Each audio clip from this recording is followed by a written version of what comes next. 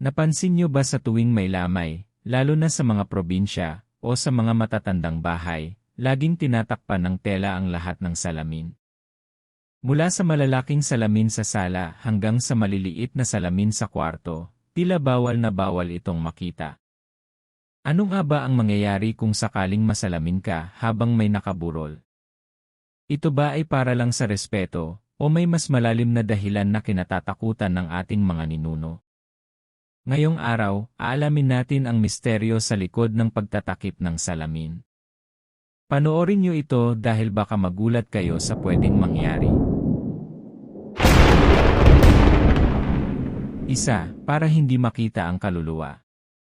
Sabi ng matatanda, ang salamin ay nagsisilbing portal o pintuan sa pagitan ng mundo natin at ng kabilang buhay.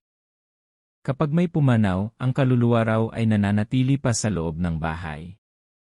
Kapag hindi tinakpan ng salamin, baka raw makita ng pamilya o ng mga bisita ang refleksyon ng pumanaw, at ito ay nagdudulot ng matinding takot at hindi pagkakaunawaan. Dalawa, ang takot na sumama sa kabilang buhay.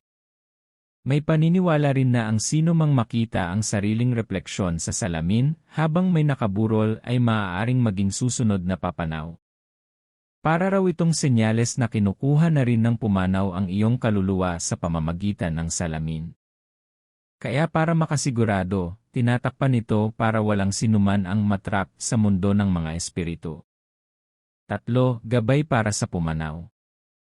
Isa pang dahilan ay para hindi malito ang kaluluwa.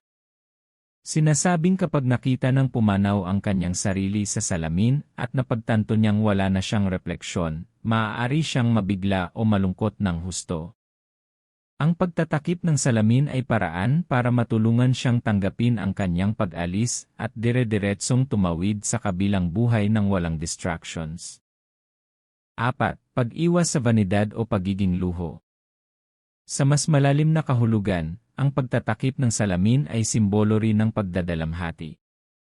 Sa oras ng kamatayan, hindi raw dapat inuuna ang pag-aayos ng sarili o ang hitsura, vanity. Ang focus ng lahat ay dapat nasa pagdarasal at pagbibigay-pugay sa yumaong mahal sa buhay. 5. Ang paniniwala sa ibang bansa.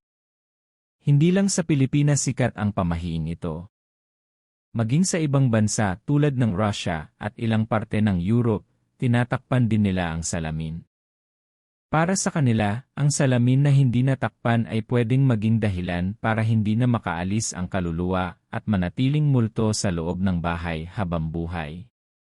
Kayo, naniniwala ba kayo na ang salamin ay isang pintuan para sa mga espiritu? O baka naman nakagawian na lang natin ito dahil sa ating mga lolo at lola? I-comment nyo ang inyong mga kwento o kung may alam pa kayong ibang dahilan tungkol dito. Sana ay nagustuhan nyo ang kwentong ito mula sa Dream Science Yay.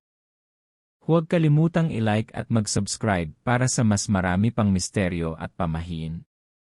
Hanggang sa susunod nating biyahe, ingat kayo lagi.